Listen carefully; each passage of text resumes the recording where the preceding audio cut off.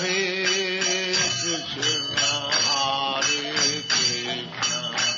कृष्ण कृष्ण हरे हरे हरे राम राम राम हरे हरे। श्रील प्रभुपाद की जय, गुरु गौरांग की जय। तो आज हम श्रीमद् भागवतम के 6वें स्कंद 3रा अध्याय 32वां श्लोक, और ये श्लोक हरिनाम की महिमा का ही उल्लेख करता है। और ये श्लोक स्वयं यमराज अपने दूतों को दे रहे हैं, समझा रहे हैं। श्लोक इस प्रकार से है। षण्वतां गृणतां वीर्याणि उदामानि हरेर्मुहुः यथा सुजातया भक्त्या शुद्धयेत नमात्मा व्रत आदि भी। इसका अर्थ इस प्रकार है, जो व्यक्ति भगवान नाम का निरंतर श्रवण तथा कीर्तन करता है और भगवान के कार्यों का श्रवण तथा कीर्तन करता है, वह बहुत ही आसानी से शुद्ध भक्ति पद को प्राप्त कर सकता है, जो उसके हृदय के मैल को शुद्ध करने वाला है। केवल व्रत रखने तथा वैदिक कर्मकांड करने से ऐसी शुद्धि प्राप्त नहीं की जा सकती। तो देखिए, यहाँ पे बहुत ही 2 मुख्य कार्य बताए हैं भक्त के लिए। अगर कोई भक्त इस भौतिक संसार में अपने मन को शुद्ध करना चाहता है, उसके मन में जो मैल है, मैल का अर्थ है अनर्थ, उन अनर्थों को नष्ट करना चाहता है या अपने हृदय को शुद्ध करना चाहता है, तो 2 चीज़ें बताते हैं। षण्वताम गृणताम। षण्वताम मतलब सुनना चाहिए, और गृणताम मतलब कीर्तन करना चाहिए। किसका कीर्तन और किसका श्रवण करना चाहिए, यहाँ पे बताते हैं वीर्याणि। वीर्याणि मतलब अद्भुत कार्य। अद्भुत कार्य कौन करते हैं? हरे। हरे मतलब पूर्ण पुरुषोत्तम भगवान श्री कृष्ण। और एक मुख्य बात, मुहु। मुहु शब्द का अर्थ है सदैव, हमेशा करना चाहिए। सततम कीर्तयन्तो माम ये जना परिपासते तेषां नित्यभियुक्तानां योगक्षेमं वहाम्यहम्।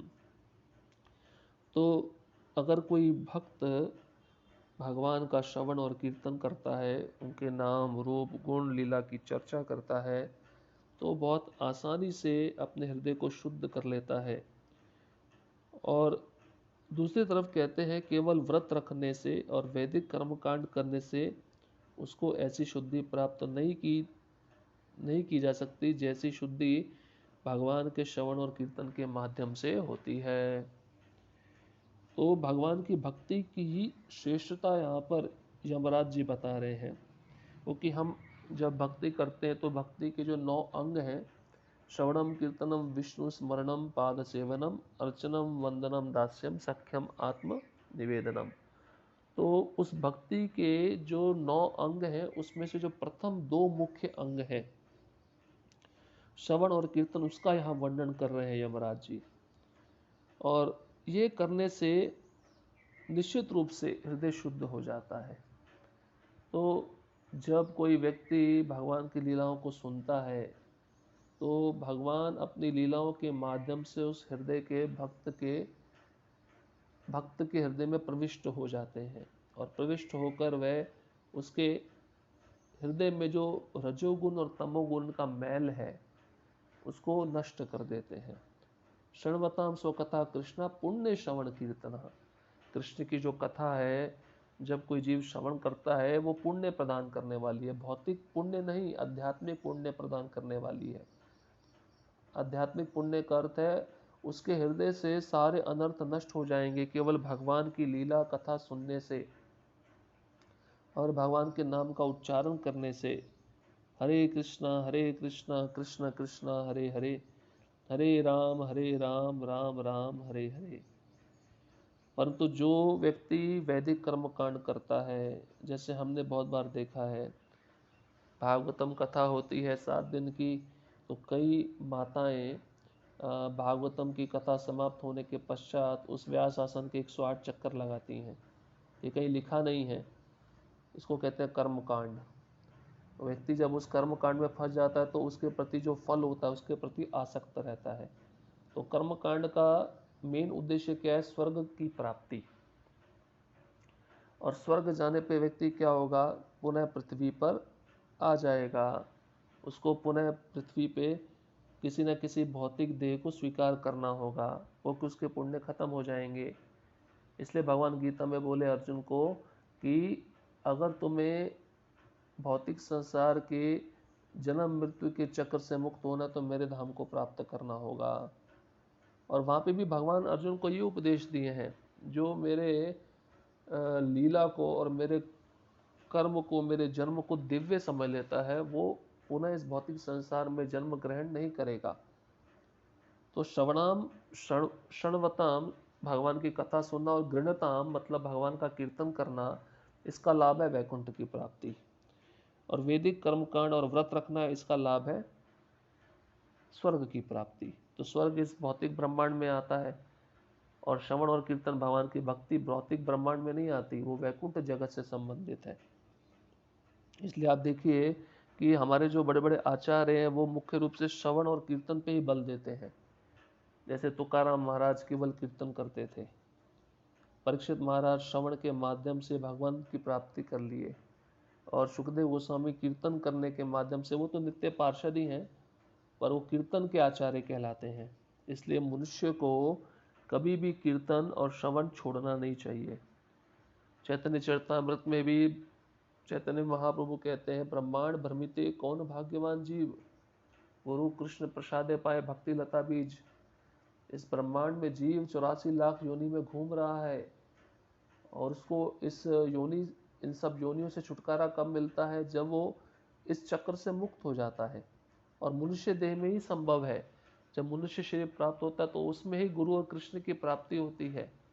तो कृष्ण की कृपा से वह गुरु से हरे कृष्ण महामंत्र प्राप्त करता है, और गुरु की कृपा से उसको कृष्ण की प्राप्ति होती है। और जब वह कृष्ण मंत्र प्राप्त करता है, उसका श्रद्धापूर्वक जप करता है बिना अपराध के, और जप करते करते इस प्रकार से वो सुनता है, श्रवण करता है, कीर्तन करता है, दोनों करते करते उसकी जो भक्ति लता बीज है जो उसको गुरु से प्राप्त हुआ, उस पर पानी डालते हैं, सिंचन होता है। एक बोए हुए बीज का सिंचन करते करते जब पौधा उगता है, पौधा उगते उगते जब बड़ा होता है तो उस पर फल लगते हैं। और फल क्या करते हैं? वो फल कृष्ण प्रेम रूपी फल होते हैं।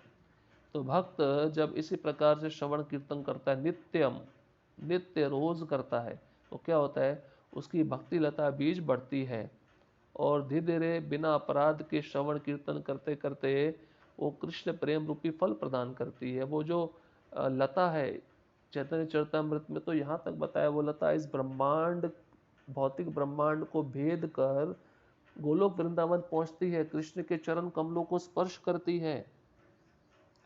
तो भक्ति इतनी दिव्य है। इसलिए हमारे आचार्य कहते हैं, नरोत्तम दास ठाकुर, कर्म कांड ज्ञान कांड केवल विषय भांड। कर्म कांड जो व्यक्ति करता है वो फलों के प्रति आसक्त रहता है। वो सोचता है स्वर्ग में जाकर मैं नंदन कानन वन में भ्रमण करूंगा, सुंदर सुंदर अप्सराएं मेरे साथ रमण करेंगी, और वहाँ पर मैं सुगंधित मदिरा पान करूंगा जिसको सोम रस कहा जाता है, मेरी आयु बहुत अधिक हो जाएगी, और पृथ्वी के अपेक्षा स्वर्ग लोक में ज़्यादा सुख सुविधा है। तो वहाँ पे सुख सुविधाओं के प्रति आसक्त होकर वो वहीं पे रहना चाहता है, उसके ऊपर का उसको कोई जानकारी नहीं है। परंतु जो भक्त होता है वह जानता है कि स्वर्ग में जाकर भी जीवन क्षणिक है, क्षणभंगुर है, टिकने वाला नहीं है, क्योंकि जब पुण्य नष्ट हो जाएगा तो उसी जीवात्मा को एक बारिश के वर्षा के कण के रूप में पृथ्वी पे गिरना पड़ता है, और वही पानी का कण वो एक अन्न का रूप धारण करता है, और उस अन्न को मनुष्य खाता है तो उसमें वीर्य उत्पन्न होता है, और वही वीर्य जब स्त्री के गर्भ में जाता है तो शिशु को जन्म देता है, कोई देह प्राप्त करता है। इस प्रकार से जीव का पतन होता है, और पुनः पुनः इस जन्म मृत्यु चक्र रूपी संसार में वह भटकता रहता है। इसलिए हम तात्पर्य पढ़ेंगे प्रभुपाद जी का। प्रभुपाद जी तात्पर्य में क्या कहते हैं? मनुष्य भगवान नाम के कीर्तन तथा श्रवण का अभ्यास आसानी से कर सकता है, और इस तरह आध्यात्मिक जीवन में भाव विभोर बन सकता है। पद्म पुराण का कथन है, नाम अपराध युक्ता नाम नामान येव हरन्त्यघम अविश्रांति प्रयुक्तानि तान्येवार्थ कराणि च। यदि कोई व्यक्ति हरे कृष्ण महामंत्र का कीर्तन अपराध सहित भी करता है तो वह अविचल भाव से निरंतर कीर्तन करते हुए अपराधों से बच सकता है। जो इसका अभ्यस्त हो जाता है वह सदा शुद्ध दिव्य पद पर रहेगा जो पाप फलों से अस्पृश्य है। तो देखिए प्रभुपाद जी तात्पर्य में प्रथम पंक्ति में कहते हैं कि हर एक व्यक्ति को भगवान नाम का कीर्तन तथा श्रवण करने का अभ्यास करना चाहिए। क्यों करना चाहिए अभ्यास? प्रभुपाद जी यहाँ पे अभ्यास शब्द क्यों प्रयुक्त किए? क्योंकि जब तक व्यक्ति अभ्यास नहीं करेगा तो अंतिम समय में उसको कृष्ण का स्मरण नहीं आएगा। अंते नारायण स्मृति। तो जो व्यक्ति अभ्यास करता है तभी तो अंत में वह स्मरण कर पाता है। अब कोई भौतिक उदाहरण भी ले लीजिए। कोई व्यक्ति किसी ओलंपिक में गोल्ड मेडल जीतना चाहता है, कोई बहुत बड़ा खिलाड़ी है, तो जब तक वो अभ्यास नहीं करेगा अपने खेल का तो वो अपने खेल में निपुण कैसे होगा? तो उसको निपुणता प्राप्त करने के लिए उस खेल का अभ्यास करना बहुत आवश्यक है। इसलिए मनुष्य देह इसी के लिए मिला है, इस हरे कृष्ण महामंत्र का ध्यान पूर्वक जप करने के लिए और भगवत धाम वापस जाने के लिए। जितना श्रद्धा पूर्वक समर्पित भाव से प्रेम भाव से हम इस महामंत्र का जप करेंगे तो निश्चित रूप से अंतिम समय में हमको कृष्ण स्मरण दिलाएंगे, हमको लेने के लिए आएंगे। क्यों? क्योंकि वे देख रहे हैं कि यह भक्त अभ्यास कर रहा है मुझको प्राप्त करने के लिए।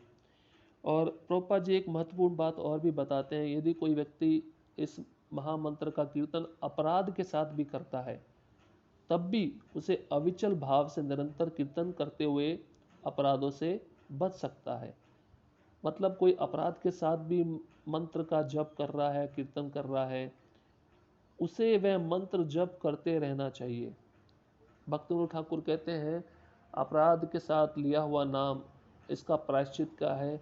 निरंतर नाम जप करते हुए वह इस अपराध से मुक्त हो जाएगा, इस अपराध से बच जाएगा और इसका आदी हो जाएगा, अभ्यस्त हो जाएगा।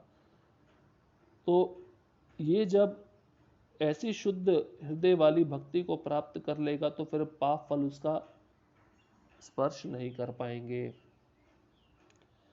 सुखदेव गोस्वामी ने राजा परीक्षित से विशेष अनुरोध किया कि इस तथ्य को सावधानी से अंकित कर ले, किंतु वैदिक कर्मकांडों को करने से कोई लाभ नहीं होता।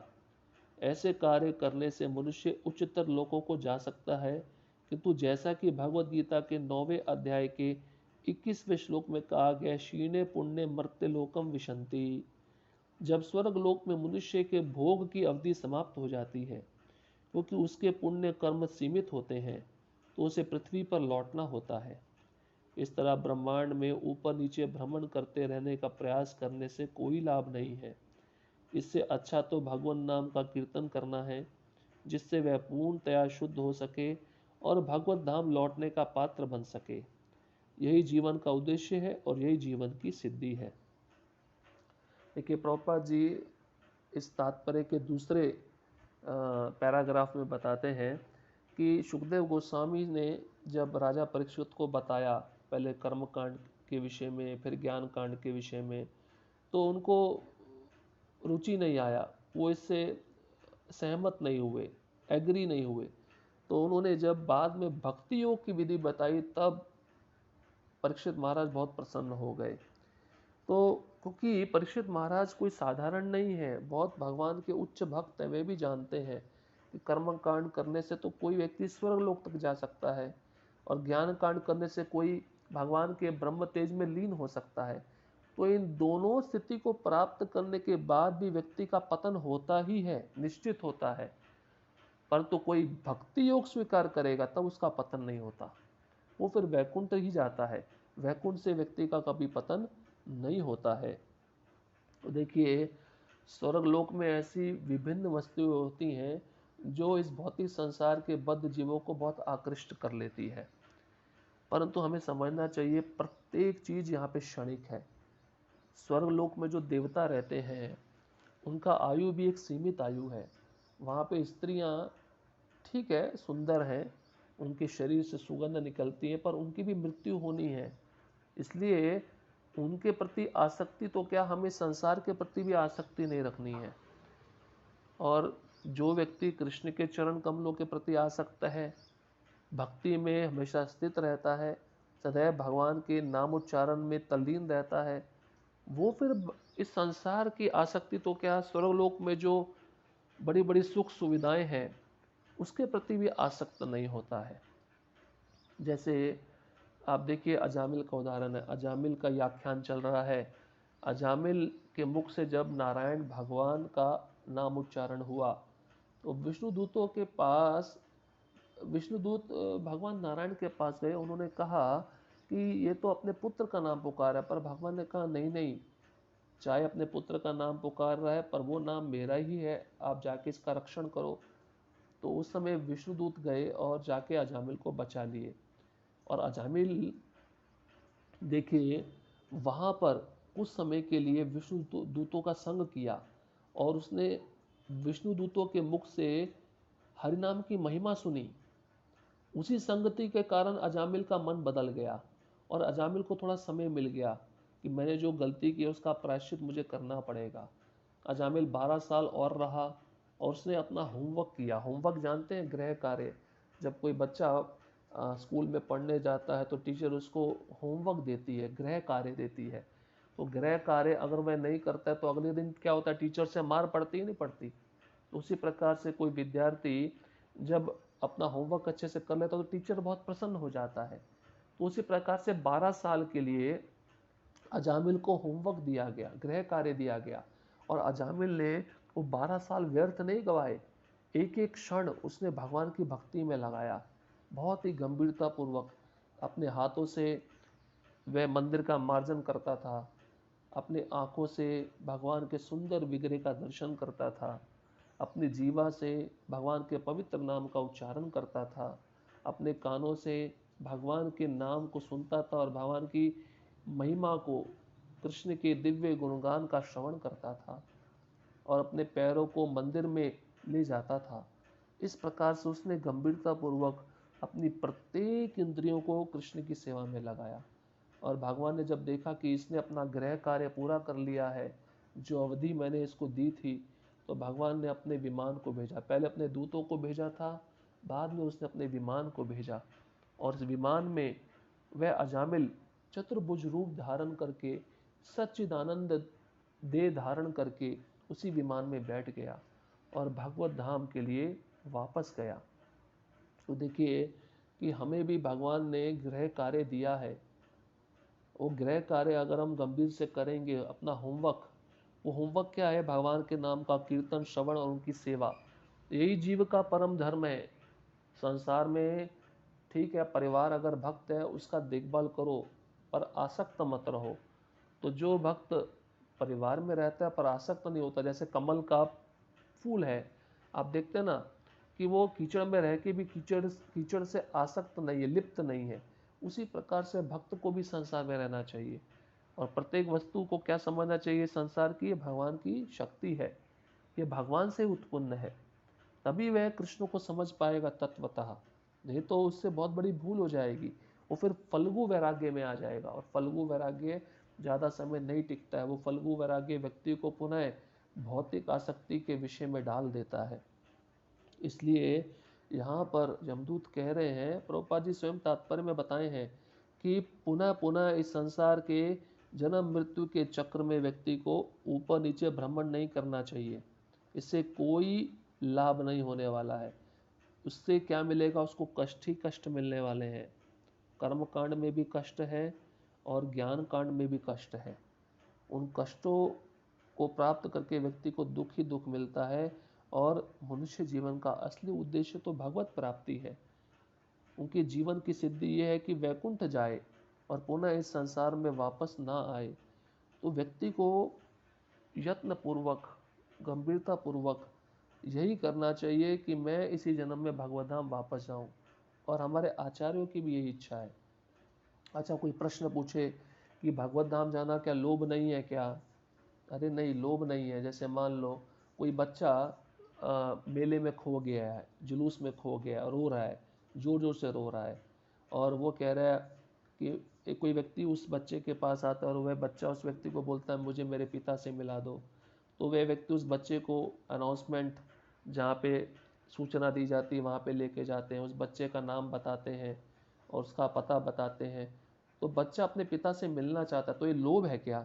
ये लोभ नहीं है, ये उसका शाश्वत संबंध है जो वह भूल गया है माया के प्रभाव से, जो उसको पुनः स्थापित करना है इस महामंत्र के द्वारा।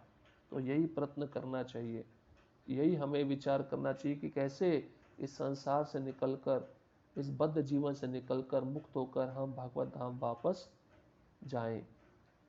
हरे कृष्णा कृष्ण कृष्ण हरे हरे, हरे राम राम राम हरे हरे। श्रील प्रभुपाद की जय, गुरु गौरांग की जय।